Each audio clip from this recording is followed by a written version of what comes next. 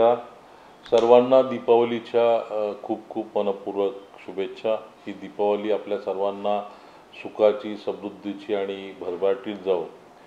आपला आवाज चॅनलच्या 9व्या वर्धापन दिनानिमित्त आपला आवाज चॅनलला परदेश साहेबांना आणि त्यांच्या टीमला माझ्या वतीने मनपूर्वक शुभेच्छा।